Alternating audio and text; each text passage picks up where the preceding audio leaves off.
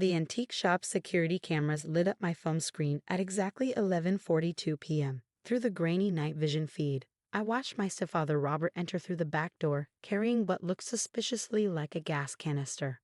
Right on schedule, I muttered, already dialing Detective Martinez's number. He's inside. Units are in position, she replied quietly. We'll wait until he actually tries something. Get clear evidence of intent. I nodded, though she couldn't see me.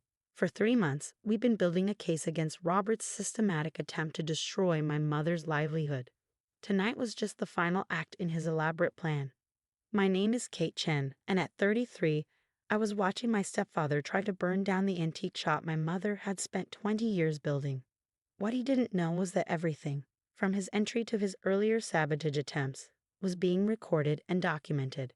The security feed showed him moving through the shop, carelessly shoving aside valuable pieces as he spread accelerant.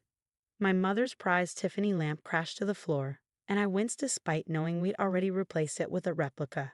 The real one was safely in storage, along with most of the truly valuable pieces. How's your mom holding up? Detective Martinez asked, keeping me on the line. Asleep finally. I gave her those mild sedatives the doctor prescribed. She thinks she's staying at my place because of electrical problems at the shop. In reality, Mom was safely away from what Robert had planned for tonight. The electrical problems were his doing, one of many small acts of sabotage he engineered over the past few months, trying to make the shop's eventual destruction look like an accident waiting to happen. My phone buzzed with another text from Marcus, my lawyer. Insurance investigator is standing by. Everything's documented.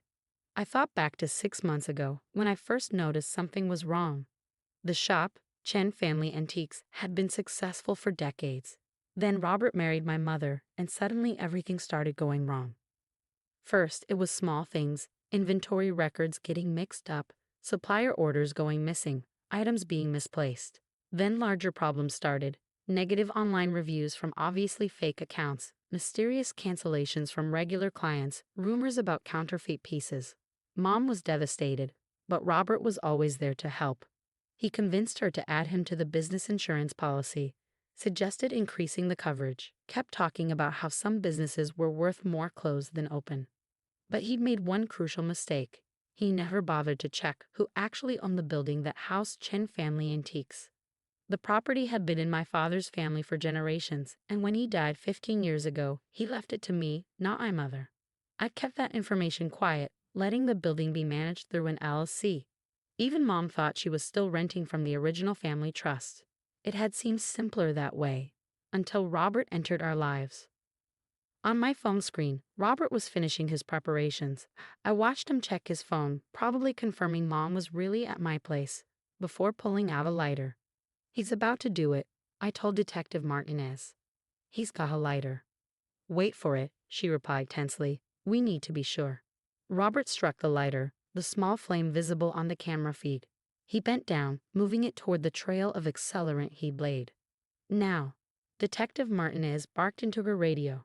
The shop's lights blazed on suddenly, the special high-intensity ones we'd installed for this moment. Through the windows, I could see police officers converging from all directions. Robert froze, the lighter still in his hand as Detective Martinez burst through the door with her team. SFPD. Hands where we can see them. I watched him drop the lighter, his face a mask of shock as he was handcuffed and read his rights. He genuinely hadn't expected to be caught. That was Robert's biggest flaw. He always underestimated everyone around him. Ms. Chen. One of the officers spoke into his radio. We've got him. You can come in now.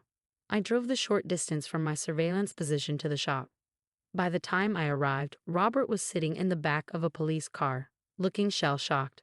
Crime scene technicians were photographing everything, the gas canister, the lighter, the trail of accelerant. Want to talk to him? Detective Martinez asked as I walked up. I thought about it for a moment, then nodded. She opened the police car door. Kate. Robert's voice was uncertain. What are you doing here? There was a problem with the shop. I was just checking. With gasoline and a lighter. I asked quietly. That's an interesting way to check on things. His face hardened. You don't understand. The shop is dying. Your mother can't see it, but sometimes a business needs to end. The insurance would have set her up for life. The shop isn't dying, Robert. You've been killing it. We have evidence of everything: the sabotage orders, the fake reviews, the manipulated inventory. Every single thing you did to try to destroy my mother's business. He tried to laugh it off, but I could see fear creeping into his eyes.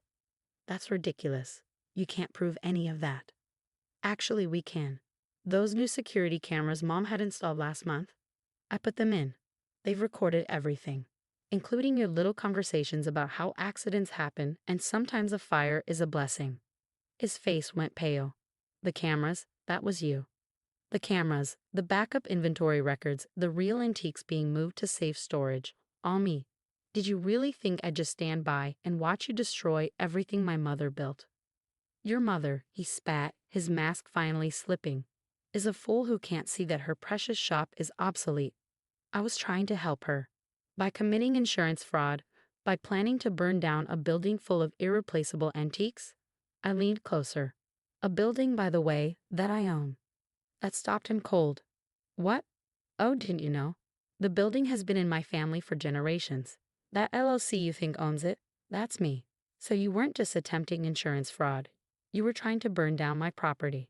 The next morning, I sat beside Mom in Detective Martinez's office, holding her hand as she watched the security footage. Each betrayal played out in crisp digital clarity. Robert sabotaging inventory, planting fake antiques, making those threatening phone calls to suppliers. How could I have been so blind? She whispered, tears streaming down her face. All those problems, I actually believed the business was failing. He was very careful, Detective Martinez said gently. These types of predators usually are. They gain trust, then use it against their victims. I thought about how methodically Robert had worked to isolate Mom from her friends and business associates. How he'd slowly convinced her that her judgment couldn't be trusted, that she needed to rely on him more and more. The insurance investigator called this morning, Marcus said, entering the office with a thick folder. They're very interested in Robert's recent changes to the policy, particularly the rider he added for smoke and fire damage last month. Mom's hands trembled as she signed the statement Detective Martinez had prepared. Each page documented another piece of Robert's elaborate scheme to destroy her business and collect the insurance payout. What happens now? She asked quietly. Now, I said, squeezing her hand, we rebuild. But first, there's something I need to tell you about the building. It took time to explain everything. How Dad had left me the building, how I'd managed it quietly through the LLC, how I'd been watching over the business all along. Mom listened silently, fresh tears falling. Your father would be so proud, she said finally. He always said you had his head for business. I should have seen what Robert was doing. Don't, I interrupted gently. Don't blame yourself. Just help me bring the shop back to what it should be. Over the next few weeks, we worked to restore Chen Family Antiques to its former glory. The real inventory came back from storage piece by piece. Loyal customers returned as we reached out to explain what had happened. Even some of the suppliers Robert had frightened away came back, offering their support. Robert, meanwhile, was facing serious charges. The evidence against him was overwhelming. Not just attempted arson and insurance fraud, but systematic harassment, extortion of suppliers, and financial crimes we were still uncovering. He's trying to make a deal, Detective Martinez told me one afternoon.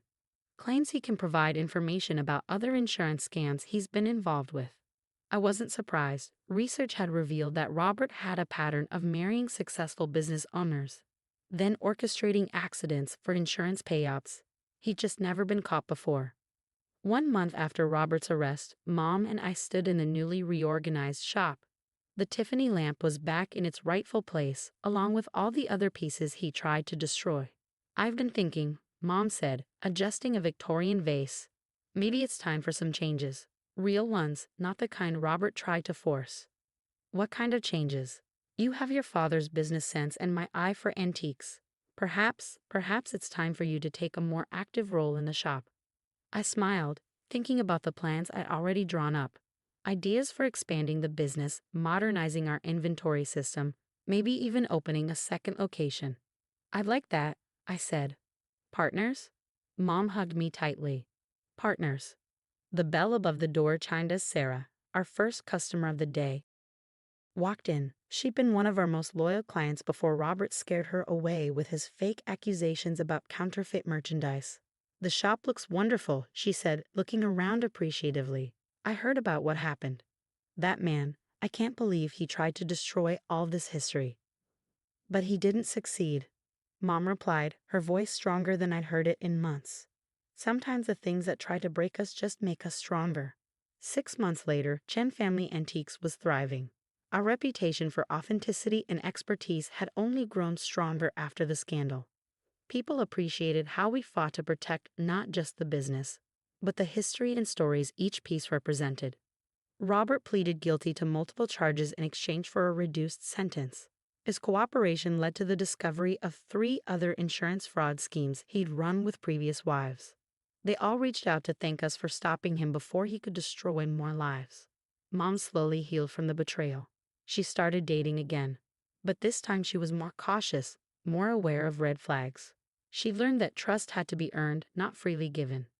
One evening, as we were closing up the shop, she paused by the Tiffany lamp, the one Robert had tried to destroy that night.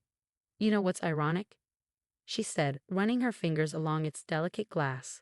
"He thought he was so clever, trying to burn everything down for the insurance money. But the real value was never in the insurance policy." "Oh." "The real value was in what he couldn't see, the history, the stories, the connections we've built.